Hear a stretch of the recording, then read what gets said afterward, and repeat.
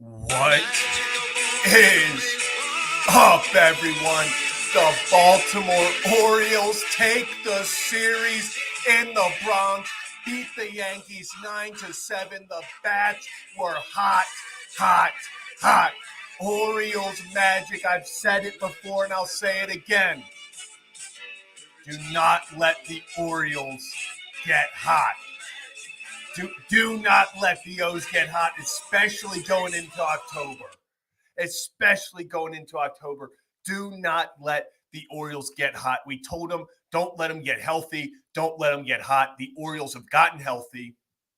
The reinforcements are here. We've been talking about it for weeks. We've been talking about it for the past 2-3 weeks. What can this team look like when they get healthy? What can this team look like when you get Westberg back, when you get Urias back, when you get Coulomb back, when you get Mountcastle back, when you get Webb back?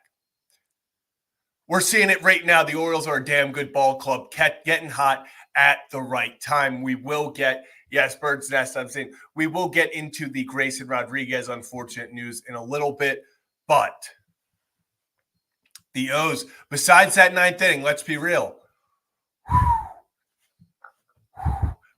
Matt Bowman, can we not? Can we not? I don't know what that ninth, it was like, could we do anything? I just kept telling myself it's not going to happen.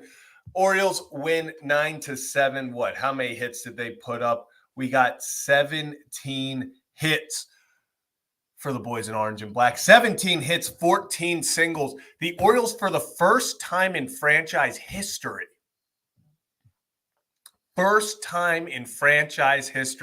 led off a game with 6 consecutive singles. I mean, I would say, when was the last time we saw this? But we've never seen this. I'm seeing a lot of people saying stop pitching to Judge. I completely agree. And Zach Eflin had the right idea. He just walked Judge and Soto and was like, okay, whatever. I'm going to let someone else beat me. And we'll get into Zach Eflin. Wasn't the best outing for him, but still gets it done. Gunnar Henderson back in the leadoff spot, 3 for 5, 2 runs scored, only the 1 strikeout. He had 2 RBIs. Gunner's getting it back. I'm officially declaring Gunnar Henderson back. What is his? I'm looking up Gunner's stats over the last 10 games because it feels like over the past 2 weeks, Gunnar Henderson is all the way back. We're finally seeing that Gunnar Henderson, that MVP type Gunnar Henderson, full swing. Let's look up his last 10 games. So Gunnar Henderson, his last 10 games is batting .300 with 12 hits, a home run, 4 RBIs, 5 runs scored.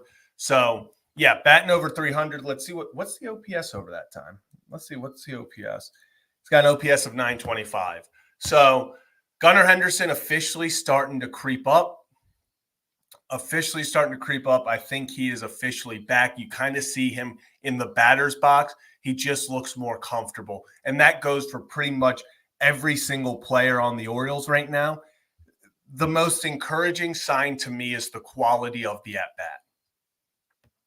Right now, the Baltimore Orioles, when they were struggling, we saw time after time they'd fall down 0-2, 3 pitch at-bats, first pitch swinging pop-ups, just consecutive. What they would do is they would stack poor at-bats. They would go out there and they would string together 5, 6, 7 very poor at-bats in a row. And that's how suddenly you'd look up and you're like, the opposing pitchers retired 8 straight guys, 9 straight guys. We've wasted opportunities. The Orioles have gotten back to just having quality at-bat over quality at-bat. That's the biggest improvement that I've seen, especially over these past, I'm going to say 6-7 games. I'm even including the Tigers series because I know how that ended sucks the final 2 games, but you saw the quality of at-bat and just the fight in the team still there in those 2 games, those 2 losses. So really, I'm going to say the past 6 to 7 games, the quality of at-bats has been unreal. And guess what, guys? The Baltimore Orioles, yes, I said it, the Baltimore Orioles went 8 for 16 with runners in scoring position.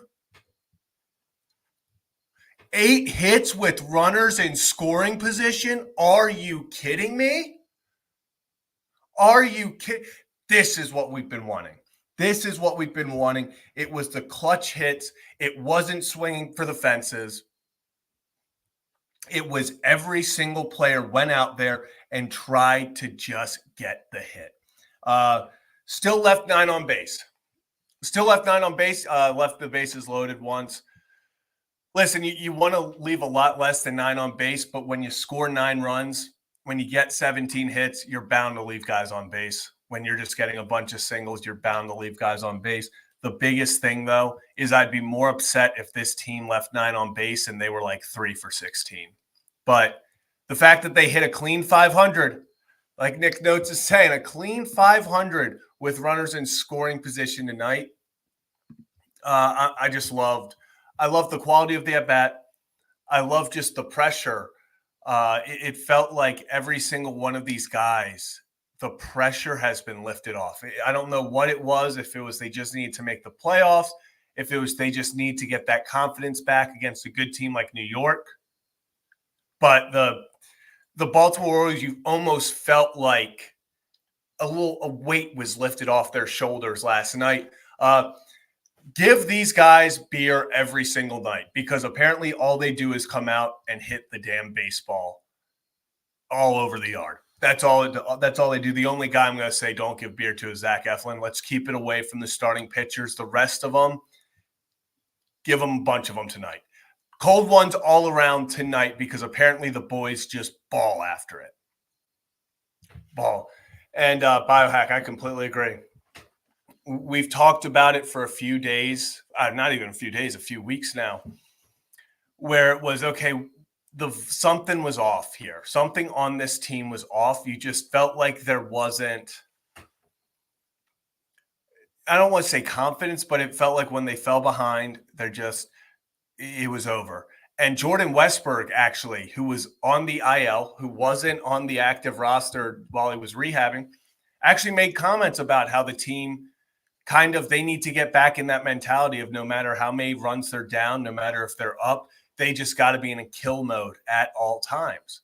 They can't let their confidence waver at all. So it doesn't surprise me at all that this team, as soon as guys like Westburg, runners in scoring position, late innings, Jordan Westburg's the guy that you want up there. He's the perfect guy for the 2-hole. He's the Gunnar Henderson into Jordan Westburg into Anthony Santander should be your 1 through 3 for the rest of the season.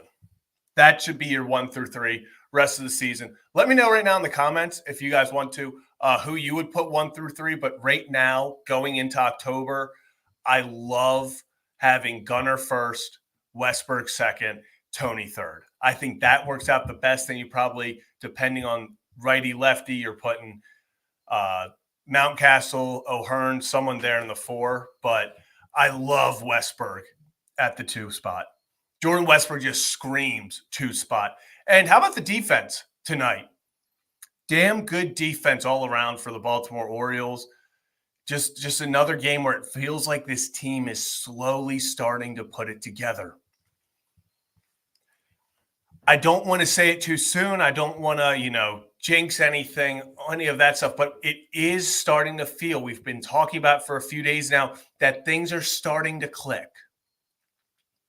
You're starting to see each game, the at-bats are getting even a little better. They're already getting really good, but they're getting a little better. Guys like Danny Coulomb, Danny Boy, another incredible outing today. Jacob Webb comes in, gets out of shit, and then gives us another inning of no runs.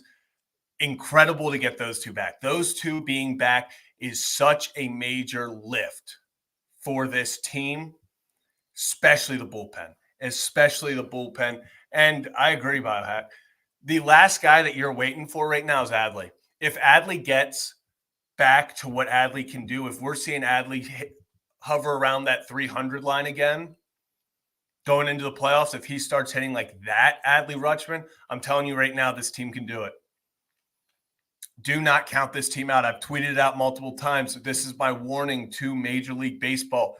Do not let the birds get hot. Don't let the birds get hot. And we don't know where Kevin is, like 24/7. I have to have a tracker on that kid. He texted me that he'd be on in a bit. I don't really question when Kevin tells me he's going to be on in a bit because he could be out doing any adventure possible. Like it's concerning what Kevin could be out doing in society right now, but he will be on soon, at least from what he's told me. So let's talk about this. The Orioles today, 9-7, 9-3 going into the ninth. Matt Bowman, I could have done without that, brother. Like that was tough. That was I didn't want to think about it, but it definitely in my head. I'll say it. It's the 10-year anniversary of Derek Jeter's last at bat in Yankee Stadium. I was like, don't do this. I was like, don't do this. Like, why are we doing this? I was like getting kind of nervous. I was like, this is kind of tough. And MIT, I appreciate it. Remember, hit that like and subscribe button. This is Kevin and Zach React. We go live after every single Orioles and Ravens game, win or lose. Kevin Oestreicher will be joining me in just a few minutes to help break down the rest of this game as the Orioles 2 of 3. When was the last time this team won a series, especially a series against a damn good team like the Yankees? It's been months. Also want to get to this. Pocket Watch, appreciate you, man. The division is still up for grabs. Listen, I understand that it's not looking great. There's 4 games left. O's need to win 4. Yanks need to lose all 4. But Corbin Burns on the mound tomorrow. You got Corbin on the mound tomorrow. You just got to win tomorrow because then Orioles have the Twins who are starting to struggle. The Twins have been struggling recently. And the Yankees have the Pirates. I know the Pirates are not a great team. Not a great team. I know what you're going to say. Yes, I know the Pirates are not a great team, but Game 1 and Game 2, Pirates have Paul Skeens and Jack Jones. They're 2 aces on the mound. So I'm just saying. I'm telling you there's a chance. I'm telling you there's a chance. Cool, Sharky, appreciate you as well. Did we just win a series? I believe they did. And against a damn good Yankees team. Pocket Watch, yeah, but crazier things have happened. Crazier things have happened. I just want to say, I know, I doubt it happens. There's like a 1% chance it happens. The amount of shit I would be talking on the internet. They would have to take my phone away from me if the Orioles somehow caught the Yankees when they needed to win out 6 and the Yankees needed to lose out. Like it would get, like I would get kicked off of Twitter. I would get kicked off of Twitter if we find a way to do that. If I'm being honest, just winning tomorrow, I'm going to be a menace on Twitter if they can win tomorrow because going in, the Yankees just needed 1 win to celebrate in front of us. And if the Orioles, like that is such a gut punch. If you get your own division, your rival celebrating the division title with you watching, I'm telling you. O's don't want that. If you can go out there and make sure they have to celebrate somewhere else, it's best case scenario. That's best case scenario. This team is playing damn good ball. I'm going to include the Detroit series because I know they lost 2 of 3, but Detroit's probably the hottest team in baseball right now. Losing to them is not bad. You lose 2 tough ones in Detroit. You feel like you should have won Saturday for sure. Feel like you had chances Sunday to win as well. Listen,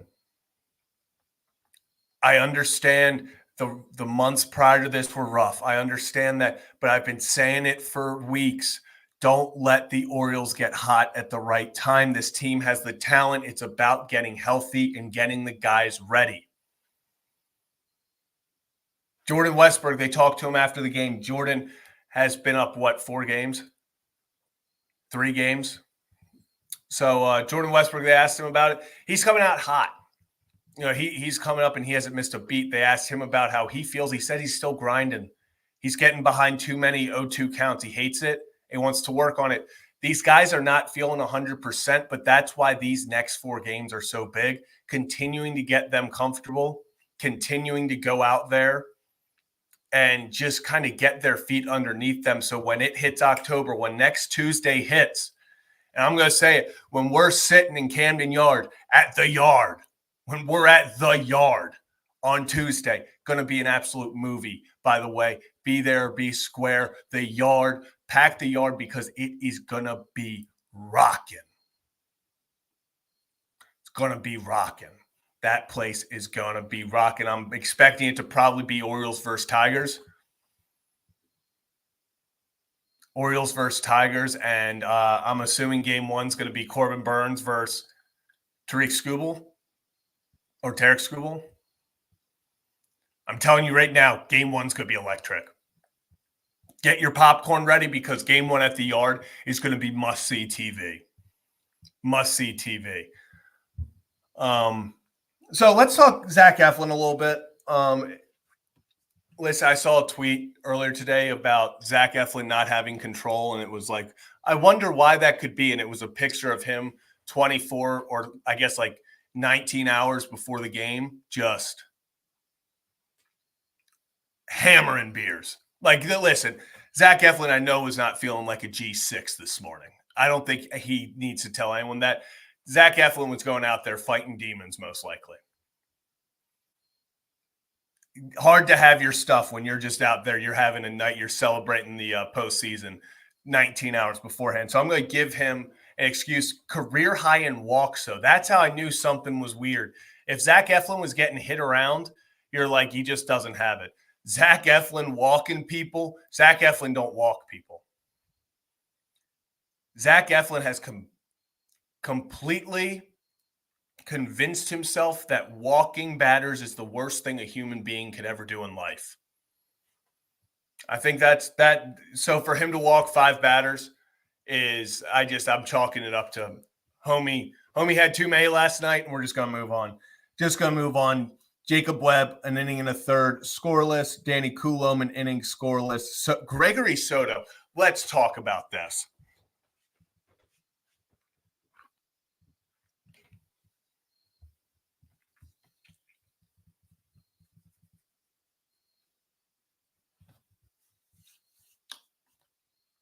Gregory Soto's kind of a dog. Gregory Soto is kind of a dog. I'm telling you, people gave up on him because the first 3 outings for him, he gave up 8 runs. The sky was falling. It was the worst trade Mike Elias has ever made in history. But since then, Gregory Soto has been a dog. Not a dog, a dog, a certified dog. I don't care if it's high leverage. I don't care if it's 8th inning with 1-run lead, lefty-lefty matchup, whatever it's got to be. Gregory Soto, I'm telling you, get him. He's gotten right. He's gotten right. He and Dominguez both wanted new spots. They just wanted new scenery to see if they could get it back on track. They've done just that. Looks like the Orioles are going with more of a closer by committee trend heading into the playoffs, so we'll see how that goes. But Gregory Soto is proving that he can be a high leverage lefty. He's got just completely electrifying stuff. He'll pump 100 past you. Dominguez the same way. These guys are doing well. These guys are getting hot at the right time. They got Coulombe back. They got Webb back. You got Cano. Perez. Like this team has guys that are really starting to put on what we hoped they would. This team is getting to the point where when you look at them, you're seeing they're healthy. You're seeing that not only are they healthy, but they're playing up to what they were before the injuries. So it's not like they're major setbacks that they're still dealing with. Little discomfort here and there, but they're playing through it. They're battling it. This Orioles team's getting hot. So here we're gonna play this game. We're going to play this game. So the Orioles most likely clinch the 4 spot, the number 1 wild card spot. They'll host potentially the Detroit Tigers in the American League Wild Card Series. Best 2 of 3 at the Yard. So in the comments, 1 through 10, 1 being absolutely no hope, this team's getting swept. There's no chance in hell this team does anything. 10 being this team without a doubt is going to make it. Do you think the Orioles make, where is your 1 through 10, the Orioles make it past the wild card round? The wild card round, all they got to do is make it 2 games. Just win 2 games. I'm going to go with an 8 right now. I'm going with an 8 because you have Corbin Burnes, you have Zach Eflin on the mound. Yes, they're going to put out Skubal. They're going to put out Skubal, but you just got to take with Eflin and Corbin on the mound, you should be able to take 1, if not both guaranteed. And then you have, I would probably say Kramer goes game 3. If he gets into any sort of shit, they bring in Albert Suarez immediately. I think this team makes it to the divisional round. I don't know what they do past then, but I'm telling you, there's just something. The more I watch this team over the past week, this team looks more like the first half Orioles than the second half Orioles. They look way more identical to that first half Orioles that we thought were World Series favorites. It was us versus the world. It was they got to play us. They're playing a lot more like those guys than they are the guys that we've seen over the past 2 months. So I'm going to say I'm feeling like an 8. I think they have a pretty good chance as soon as they get to the wild card round, especially at home. I love it. I love their opportunity. And the Orioles, I believe, are now 8-4 over their past 12. So the Orioles are 8-4 over the past 12 games in New York.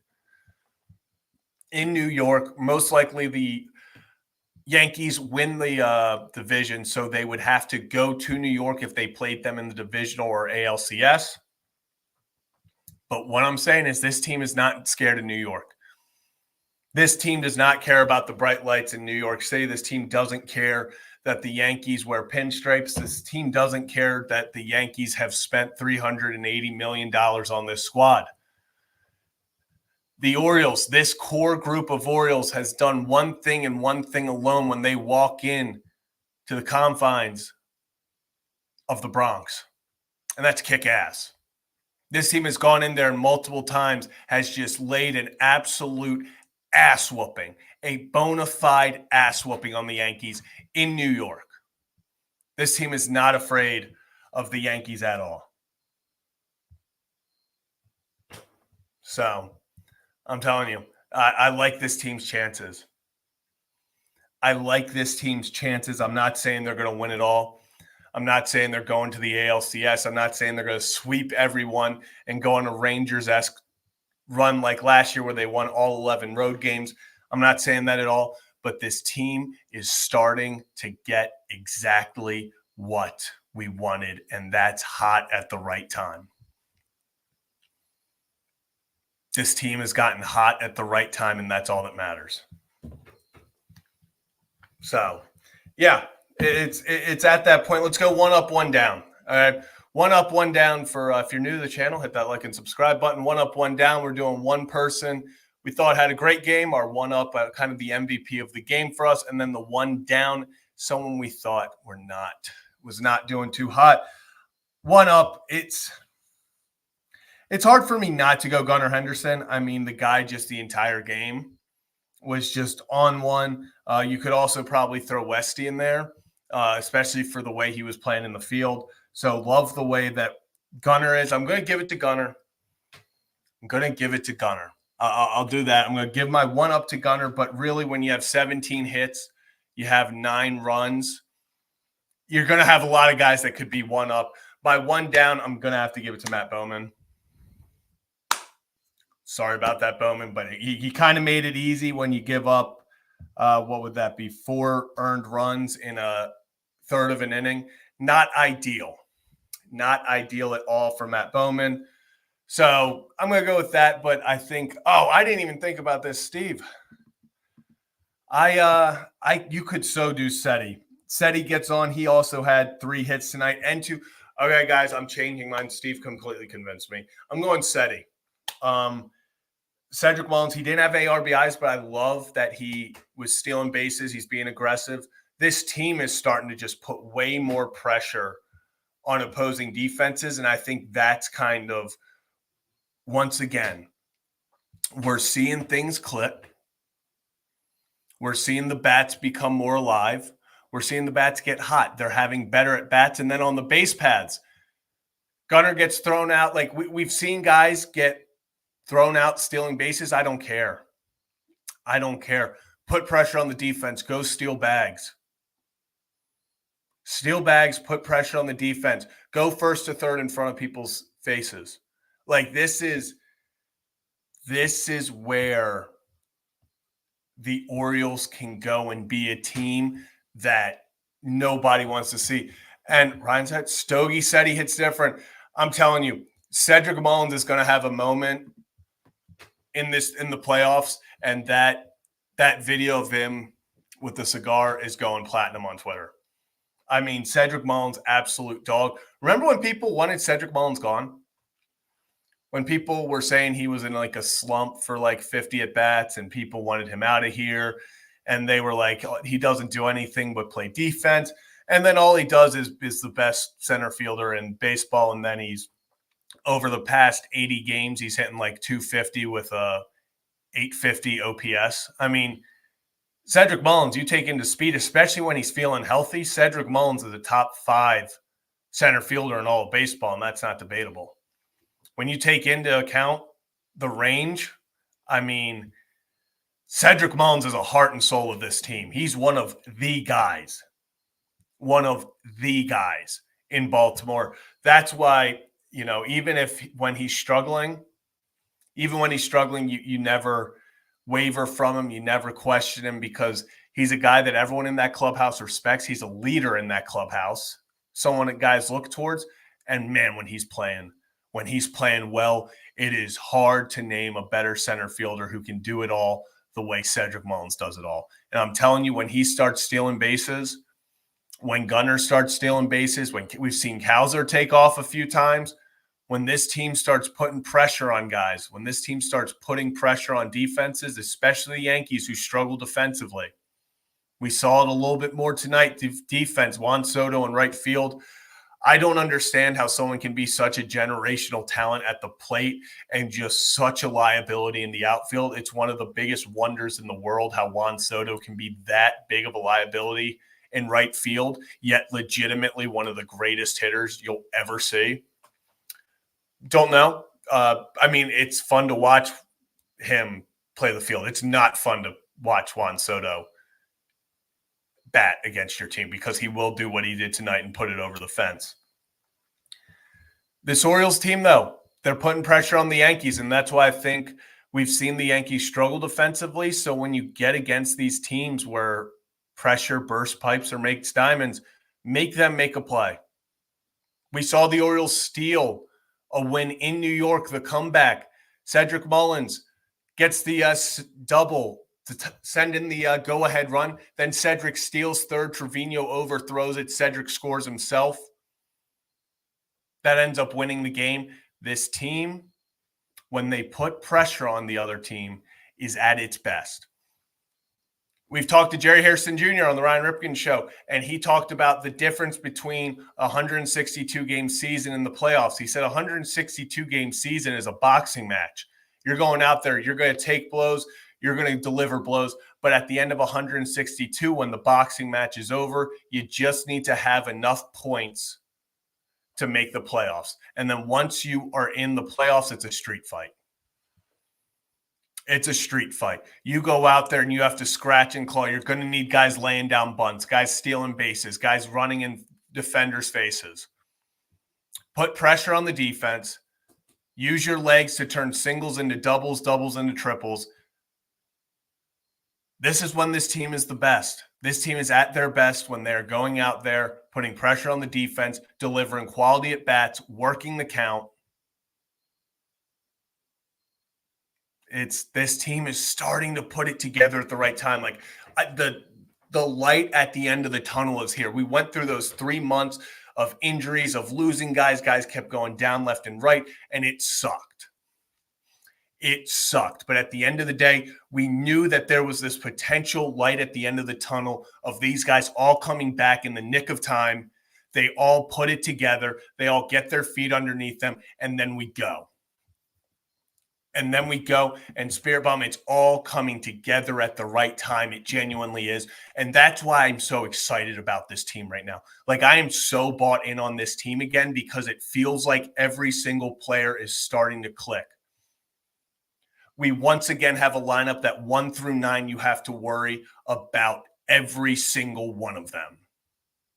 And we saw it tonight. It's not just home run or bust when this team is at their best. It's 6 straight singles to lead off the game. It's 14 singles, 3 doubles to get 17 total hits in a game. It's stealing bases. The team stole 3 bases tonight. They got caught once. I'll take that anytime.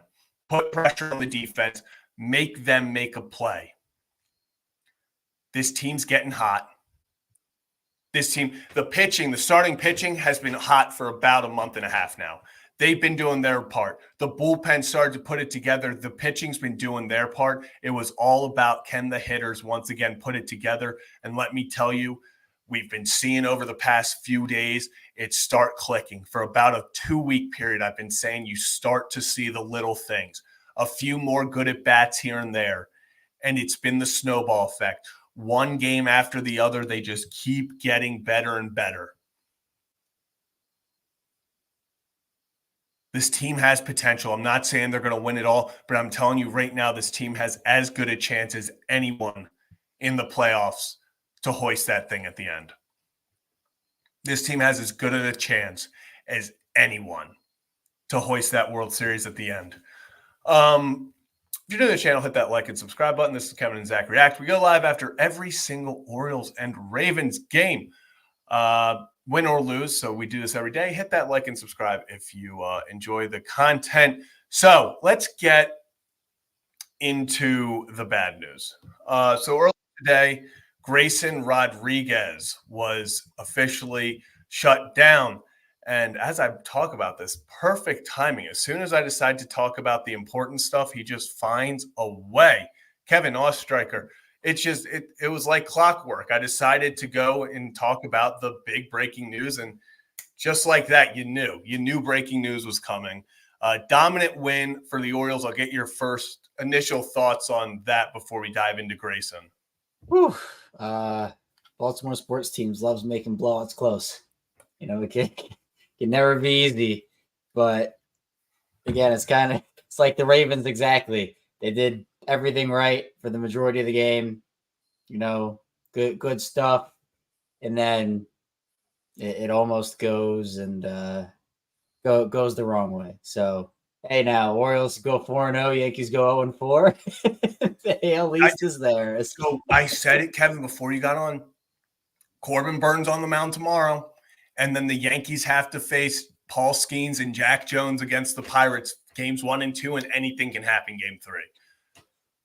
Yankees win tomorrow. Do not let this extend a series because it'll start getting a little tight in New York. They actually are in Pittsburgh. I'm telling you.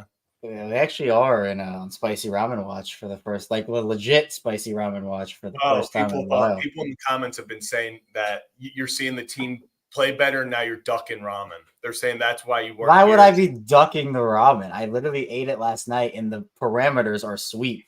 I'm not. If the Orioles sweep tomorrow, we'll eat the second spice level. I'm not ducking it. This is the thing. Even if we don't get, just seeing Yankees fans have to stress a little bit. Like, I've already seen a few posts from videos of Yankees fans, and they're like, they just need to win 1 of the next 4. Like, there's no way they do this. There's no way they do this. And, like, just hearing that, just seeing that makes me a little happier because I'm like, yeah, they're going through it. Like, yeah. It's like it's such a small possibility, but it's there, and that's what, like, terrifies people of, like, it's not set in stone until it's set in stone. So, whew. Yeah, man. Yeah. Hey, you know what? It feels like this team's having fun again. Team's And having that's one fun, of and the big it's things about it. not a coincidence. It's right as the injured guys got back that things suddenly start turning around again. Yeah. Yeah. It's huge. Yeah. It's absolutely huge. So let us, before we dive back into the great vibes of tonight and kind of how the season's going or to an end, Grayson Rodriguez today announced that they are shutting him down. He will not pitch in the 2024 season. He will not pitch in the 2024 off season. That's just simply it wasn't, they said, a setback. It wasn't that anything happened, that they had any concerns. It was plain and simple, Kevin, they ran out of time. And we had Yoni Rosenblatt on the show, on Brian Ripken's show. We talked to him the day or 2 days after it happened. And he said, hey, best case scenario, he gets back like October 1st. And that's, with everything going perfect, that's he can throw live at bats then. The Orioles felt, hey, it's not worth it. It's just simply not worth it. If they try to rush him back, you're just risking injury for him to potentially be a guy that you throw out there to get you 1-2 innings. It wasn't going to happen. So Grayson Rodriguez 2024, unfortunately, is over. Look forward to him in 2025. But it's a tough one, but I think it's a little easier to deal with when you think about how Eflin's pitched outside of his hangover tonight. Corbin Burns is back to pitching like Corbin Burns. Kramer is pitching well. Suarez can go to the bullpen. He's pitching well. It is one of those things where it sucks, but this Orioles team, the pitching has not been the one letting them down recently. Yeah, and look, the worst thing you can do in this situation if the Orioles is rush Grayson back. I mean, that's the worst thing you can do, where obviously you have the goal of winning a World Series this year. Grayson would have more than helped that goal and, given them a better shot to do it. But you don't want to risk his long-term health when this Orioles team, if everything goes right, has many, many, many more years of contention. If you start messing with that and, he ends up having to miss part of 2025 and you're sitting there and you're like, oh, well, that wasn't really worth it.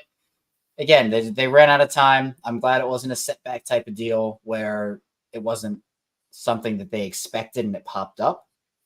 It's just natural. And sure, yeah, being able to have him as a one-inning guy here and there would have been awesome in the playoffs. But you're right, where the starting pitching or just the pitching in general, while it's been an issue at times, it certainly hasn't been the issue everybody thought it was going to be when they started to go through all of these injuries. They've stood tall for the most part, not all year, but for the most part.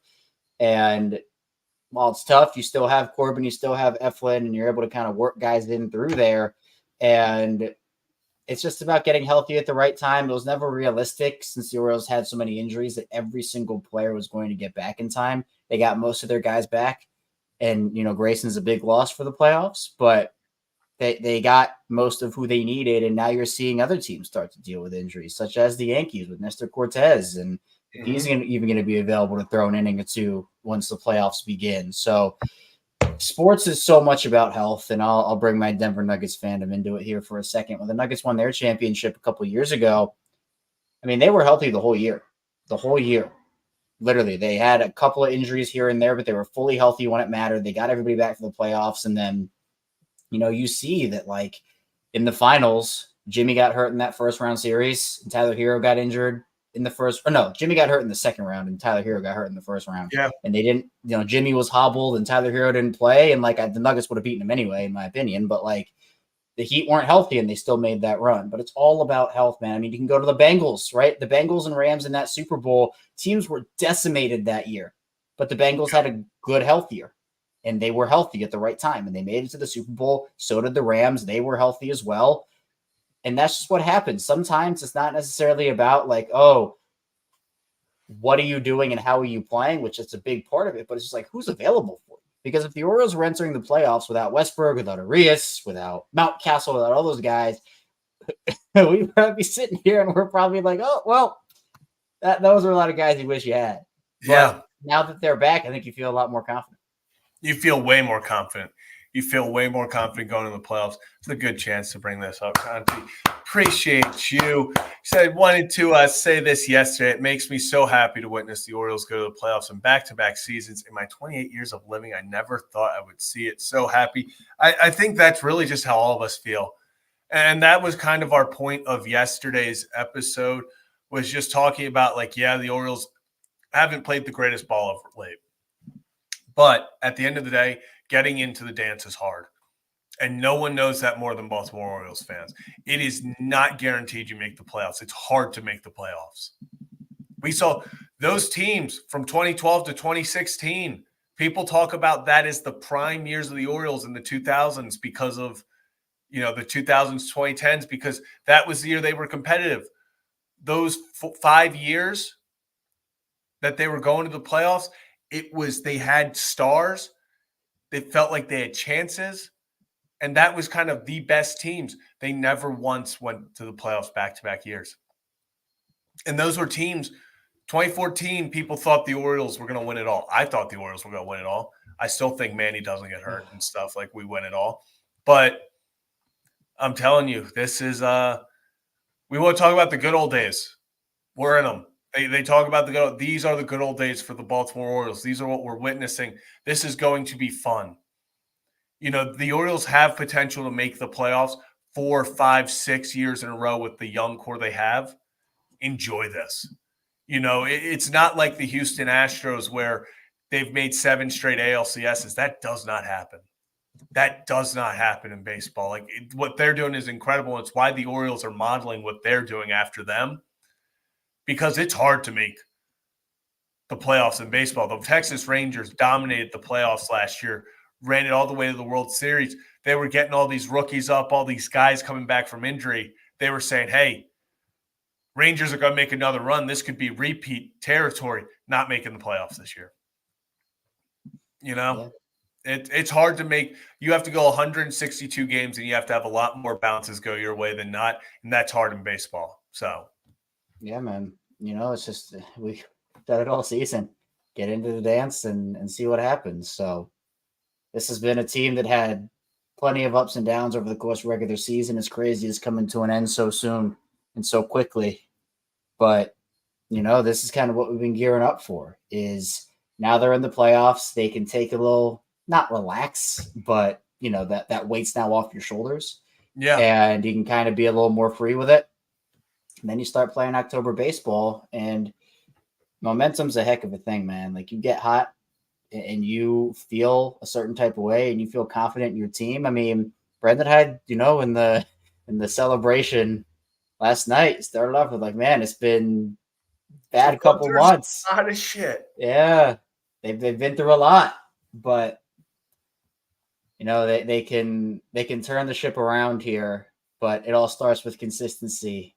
And that's that word, even through the good times, I'll still say it. They have to continue to be consistent and not get you back to being exhausted and drained watching this team. So those were some bad days, but if you put those in the past and you start to play better like they're doing, well, Kevin, what are they, 3-1 in the Craig Kimbrell non-era? Kevin, people are talking about their 1-0 in the spicy ramen era. They are the people are saying, Kevin. The people are saying. I mean, hey, you know what? If people want to give me credit, I will not decline. I'll just say that. I will not decline. Yeah. That it's gonna be it's gonna be fun. And as I was saying before you got on, it is. We've been talking, Kevin, about this for a month and a half. It's like all that matters, no matter how poorly they're playing, is get in and get hot at the right time. They got in, and my God, does it feel like this team is starting to put it together and have things click at the exact right time that they needed it. And that's why I'm totally back in on this team. Totally back in on this team.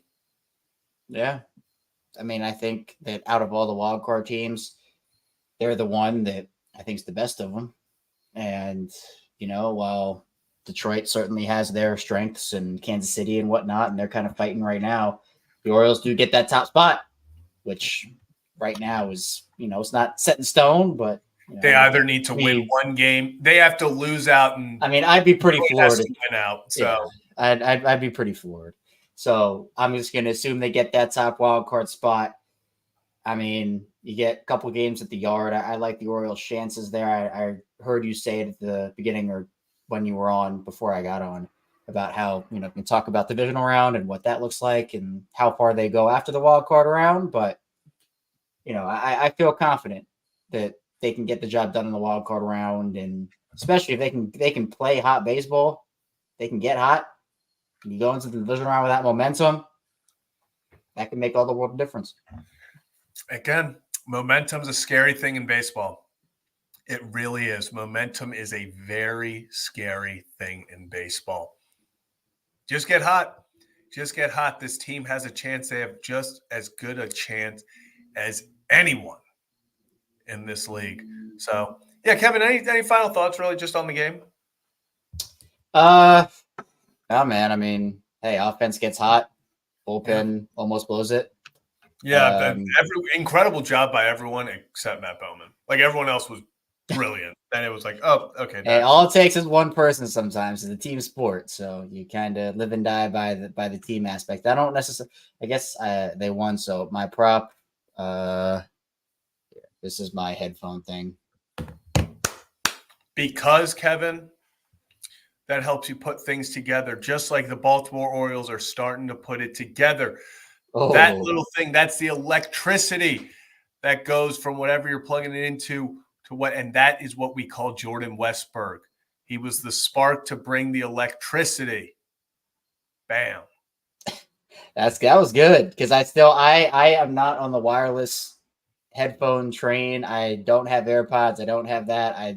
I have wired earbuds. That's what I use. I use wired earbuds. I've been using them my whole life.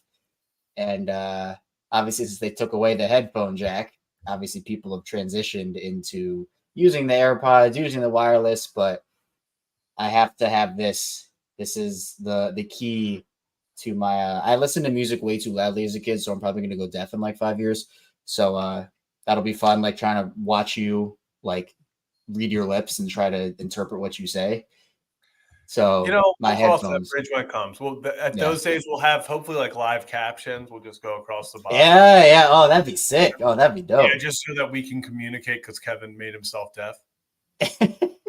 Although I'm trying to like make up for it by listening to stuff very quietly from now on, even though I know that once the hearing damage happens, you can't reverse it really, unless you get hearing aids.